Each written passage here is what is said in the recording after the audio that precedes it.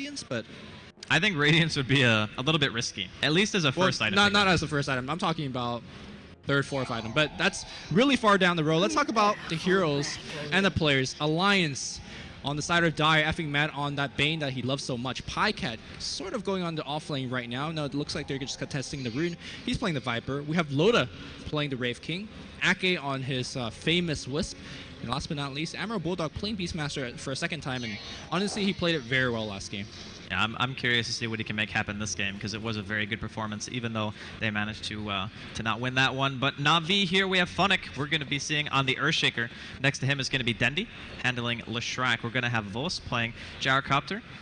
We're going to have Artstyle playing on the Chen. And lastly, that leaves Sanako on one of his signature heroes again. It seems like his Shaker and his Winter Wyvern are just on a completely different level whenever I watch him play this. Are we going to get to a point where those hero gets targeted?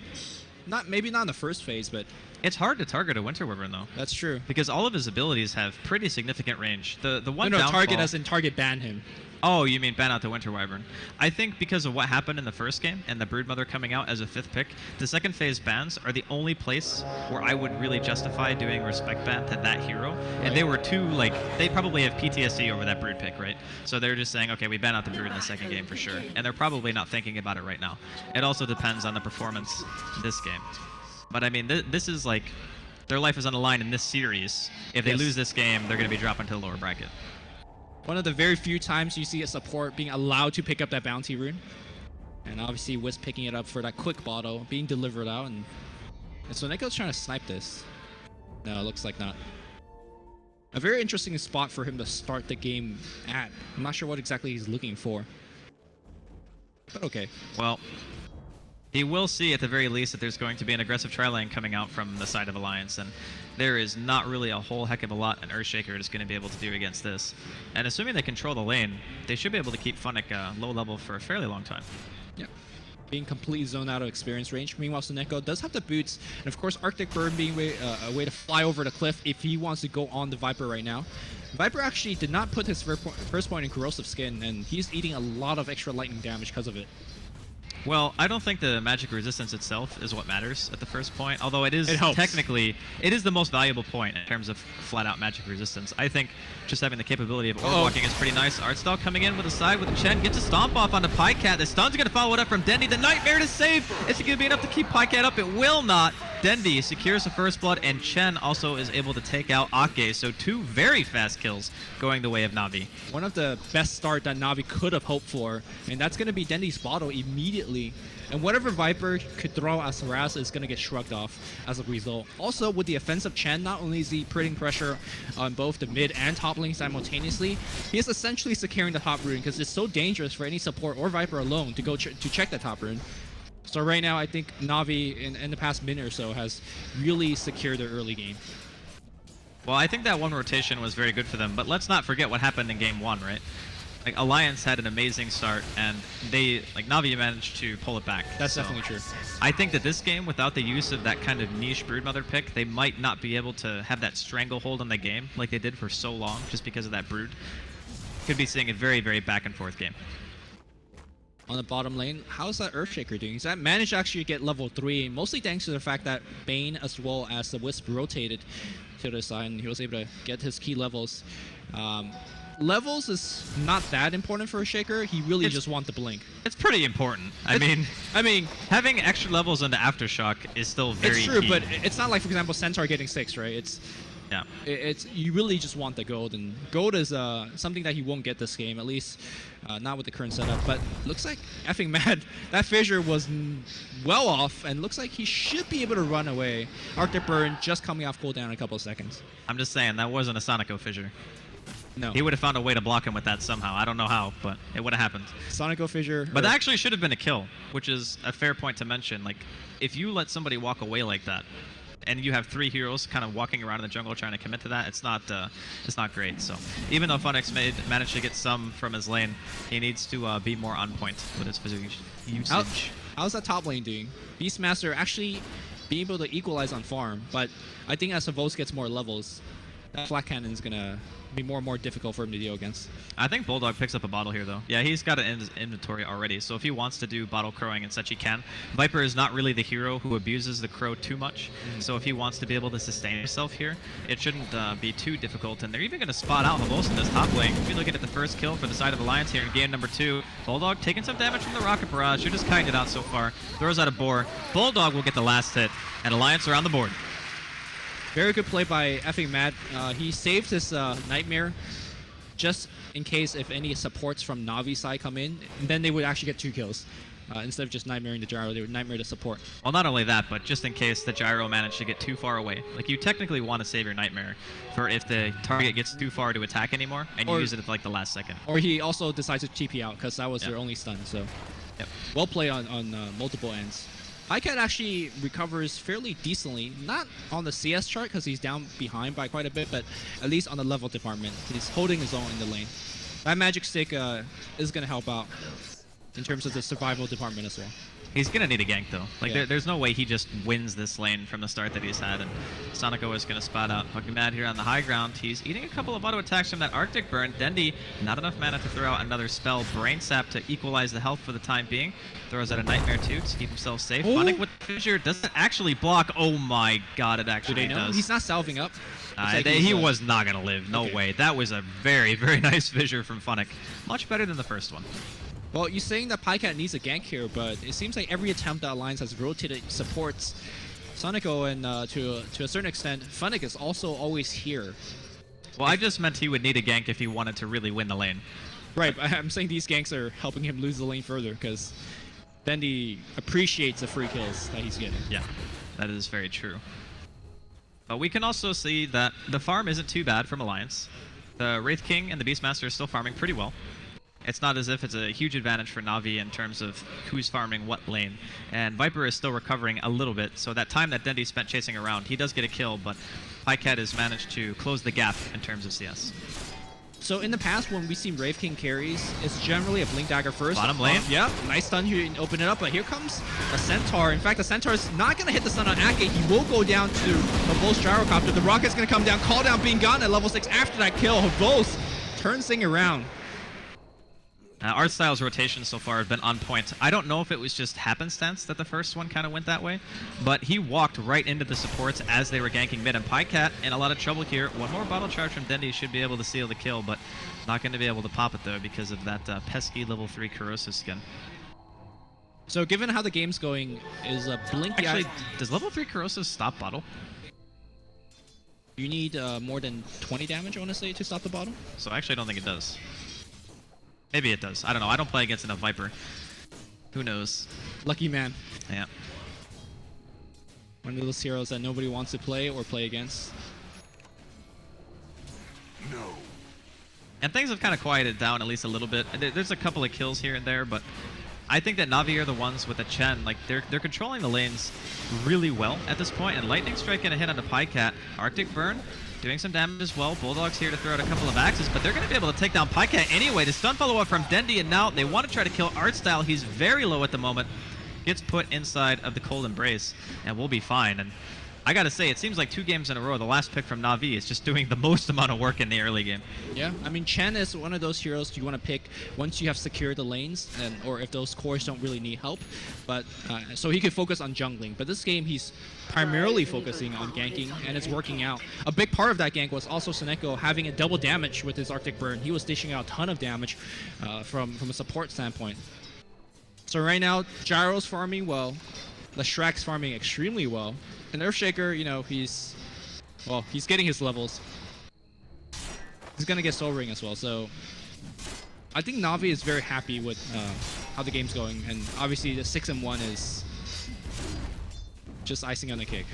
It seems like there have been a lot of kills, but we haven't really seen any towers dropping yet. The farm rates are still pretty consistent on both teams. The only thing that's a little bit worrisome is Pycat is getting held down a heck of a lot. But, I mean, putting that much emphasis on the Viper, I don't really think Viper's that good of a comeback hero, if that makes sense. Like, playing from behind on that hero, it's like, It doesn't really feel that great, because you kind of want mech, you want tanky items, you want to be able to go for your Aghanims as well, eventually, be able to just kite out people in the fights. And I think if Navi keep applying pressure like this, he will probably be the one that suffers the most. One of those heroes that needs to play from ahead, needs to be tanky, and he's not getting it. I mean, the tower eventually will come from NaVi because they have a Chen. They have Leshrac with the Diabolic Edict at some point, so I'm more worried for Alliance. Again, second game in a row, I'm asking, you know, what is the catch-up mechanic here for Alliance was? They do have the Wraith King with ultimate now. I mean, he can put himself in harm's way, get a decent amount of damage, maybe allow the Beastmaster to get off a decent roar, have the Viper throw out some damage as well. It seems like he's going for Midas. Yeah, he probably is. I mean, the Midas on Wraith King is actually insanely good because every single point into reincarnation drastically increases how often you can utilize your ulti. And that is pretty much the bread and butter of a Wraith King. Plus, the levels also allow you to get more points in the Mortal Strike. You see a roar here. Dendi could be taken down. Sonico, he's going to teleport in, react. The Hand of God already popped Cold Embrace, keeping him alive for a very long time. The heal's proving to be a little bit too strong. Now Bucking Mad might be in some trouble. Walking up to the high ground. Eats a couple of Arctic Burn autos there from Sonico. Well, that's fine. Look at the bottom lane. All the time being bought, and you talked about pushing tower. Navi's pushing for 2 towers in a row. Yeah, that tower's going down without any assistance. They'll back off. Midas is finished, but generally when you get Midas, actually getting Midas against a Chen is not too bad, but just the amount of pressure they're facing against, I'm not sure if this Midas will pay for itself. I guess the counter argument to that would be, what item does he buy that actually makes him able to do anything? Because I think a blink, you're not doing enough damage and you're not tanky enough.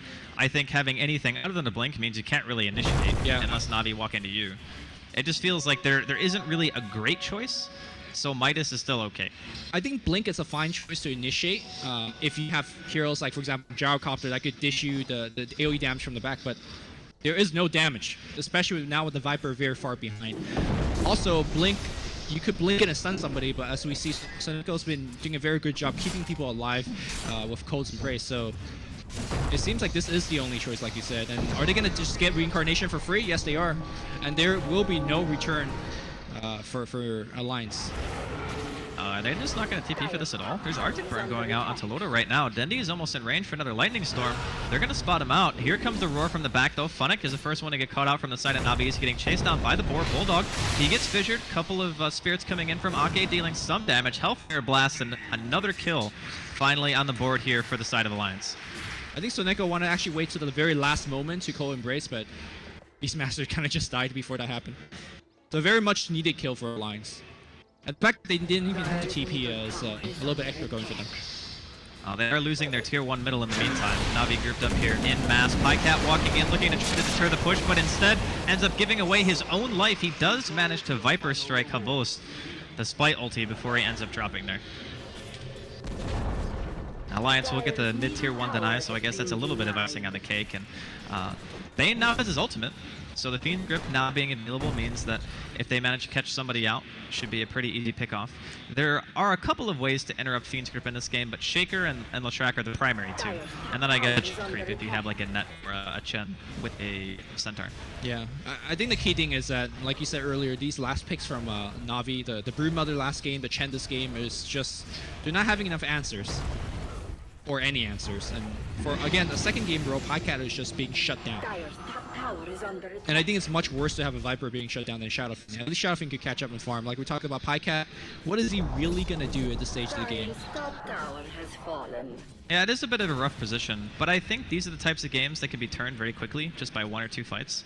Because there's nothing on the side of Navi that just says, we will have a stranglehold on this game because of our late game carry potential, or just because our lineup is like better at this stage in the game than yours. I think it's more like they're just playing very well during the early game, and these are the games that have a tendency to have the most volatility when fights break out in the later stages. I disagree. I think once Dendi gets his Bloodstone, there's next to nothing that they can kill him. I mean, sure, if they all 5 collapse on him, they can, but without Beastmaster's Necrobook, which he's still working on, the fact that there's Hand of God, there's the natural tankiness of Bloodstone and Cold's Embrace, how are they actually bringing down Dendi? Dendi is going to be a huge problem in the front line, and that's also not countering the fact that there's a Chen sandbag. What I meant was, there's a larger chance to come back in these types of games than in game 1. Because in game 1, you kind of had a little bit of an outdraft going the way of NaVi. This game, I feel like a lot of it is play. And if they try to go high ground from NaVi right now, as they are, and they aren't successful, it could be a very big turn for Alliance. All right, we'll see if Alliance could make that hold. They definitely have to. This actually will give so much gold to NaVi, and not to mention the pressure they constantly have to deal with for the next, I don't know however long this game goes. They're feeling very confident moving high ground so early into the game. If they commit like this, it could very easily be one of the shorter games we've seen so far in the LAN finals of DreamLeague Season 3. Yep. And it's a good time to commit, considering that there is no call down. He's going to hit on everybody. Oh my god. And that was just melts. Thankfully, the respawn time is pretty low, but how is Alliance defending this push? They have a Radiance on a Brave King. He doesn't have Reincarnation either. Yeah, this is looking a little bit more grim, but it's only level 1 Diabolic Edict. They're going to be using the Cold Embrace to keep Havost up for the time being. Is that a Dire Ward? Alliance is giving up this tower. This is like the, oh my god, our Raxus, or our tower is going to go down for sure ward. Looks like NaVi are actually going to take the safer route and maybe just go for the tier 2 plane, which I think is a good play. The thing about their gyro build is, we just saw the little statistic there, that not many gyros go for Sage first, but they don't really have a frontline hero on their team, if you look at it. I mean, the Shaker, you don't really want to be in the front. I guess the Chen creeps in. Yeah, well, that's what I mean. Like, there's no actual hero who absorbs damage. So going for the Sage and the Treads makes Havost that frontline hero that they desperately needed, because Dendi does not want to be that guy just yet, even though he is closing in on his Bloodstones. So despite the fact that NaVi did a siege for a bit, nobody actually lost any hero, apart from the Wisp dying. So I think it's still somewhat NaVi favored. Right now, Alliance looking for a pick that would not find, because NaVi understands so strong 5-manning, and there is nothing Alliance could do about it. So why split up? Yeah, the splitting idea, I'm definitely on the same page as you. It's just, there's no reason actually to go anywhere else than to just continue applying this pressure, get the most map that you can, because this is the last Center tower that they have. Yeah. After this, it's just full dark map for Alliance. They're going to get a little bit of farm in the bottom lane and trade, I guess, but not really what they're going to be looking for. Funnick also closing in on his own Blink Dagger, went for the last hit there on that tower, didn't manage to get it. All right, Wraith King's 2,500 gold. Is there anything you can pick up right now to help out a lot? I think Armlet is maybe the best bang for your buck. Then you wouldn't have buyback. So it's kind of saying... I think if you buy back now, you probably just lose the game. Yeah, but that's kind of where they're at right now. It's like you buy an item or you have buyback. Those are your choices. And having the Armlet could be enough to go frontline and get maybe 1 or 2 lucky crits, maybe take a hero down. But then you also have to worry about the Cold Embrace. Well, Cold Embrace just got expanded by a Centaur, but this Tornado's doing quite a bit of the work. And so is the Splinter Blast. Everybody's at half HP thanks to Tornado. Look and at the lightning. They can't spam. defend this. They're going to lose the tier 3 tower. There is no glyph in sight. What are they going to do? I gotta say, this Chen has actually been like phenomenal for me. That being mad. Follow up here onto the Bane, just dies immediately. Winter's Curse being thrown out onto Loda, will pop his reincarnation, get the urn popped on him as well. He's still being kept alive though for the time being. The reincarnation is slow on 4 members of NaVi. Funnick gets roared before he's able to throw out the Echo Slam, the Chen heal, and Cold Embrace, keeping Dendi alive. One more fissure coming out from Funnick, and that'll force the rest of Alliance back. And okay, this is looking really grim right now for Alliance. Do they have enough damage to kill anyone? No, they don't. Call down though. However, we'll dish out the damage for the side of NaVi. They melt the Grave King, and Emerald Bulldog's gonna get clipped by the lightning. Looks like that's gonna be 1 Rax, and I don't think NaVi's stopping with 3 heroes dead. They have so much sustain. I mean, from the beginning of this game, it looked like NaVi was doing pretty well. But to see a game end in 17 minutes, I haven't seen it here. Like, this is the first time that I've seen a performance so dominant that they were going high ground successfully at this stage of the game. I think some teams want to just say, you know what, we have the big advantage. Let's drag the game out. Let's get our farm on Gyro. Let's get the Bloodstone Dendi. They don't need it. Point booster, Lesh. Let's push. They'll back out now, giving credit to Alliance. And honestly, they have a lot more time because I believe it was a level 1 reincarnation when Grave King died. Yeah, it was. So he's still working with, what, the next 3 minutes not having reincarnation. He's still sitting at 2,500 gold, pondering what item he could get. And like we talked about earlier, there is honestly very little items he can get that will make this situation better. I really do feel like a lot of this game goes just back to like the very first rotations when Artstyle went mid, managed to get 2 kills, and they killed Pycat off that. Like every time Artstyle went anywhere, it was just immediate success with the Chen. And when you have those types of games, it's actually very hard to fail. Like if you get like 1 or 2 really good early kills, then you just go back to farming. You've won your lane for mid pretty much just straight up from the level 1 rotation. And then your safe lane is still going fine for you no matter what, and your off lane is just a gyrocopter versus a Beastmaster, which is a-okay. And you know the supports from Alliance, their rotation potential isn't really that great, just the Bane and the Wisp. They kind of need level 6 before they can do any real kind of work with the Wraith King and the Wisp combination. So I think NaVi, like, I don't want to say it was an outdraft, but it feels that way. Like, I really don't feel like Alliance can do much at this point. I don't think the last pick Wraith King that helped at all. I can see what they were trying to do with it, though. That's the important part is... Well, 2 games in a row, Alliance assume the game will go long enough for the hero to actually come in effect, which NaVi doesn't know. It's not going to go long enough. If you're going to try to do a backstep Loda, keep in mind, he doesn't have Reincarnation. It's down to half HP. He pops a Blade Mail, which gets damage off for a bit, but the call down will hit on Loda, and Loda's dead on the back line. Meanwhile, looks like Dendy, again, unkillable.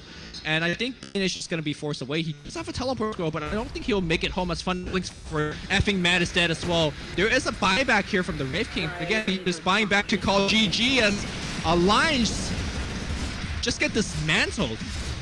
Yeah, that was a sub 20-minute game. Like, I don't really know what else to say. I think art style, personally, for me, in game number 1, it was Sonico. He played great. This game, the draft, the execution from the Chen in general, that really nice timing on the level 1 gank in mid, caught out the supports. Ake went down, Pyke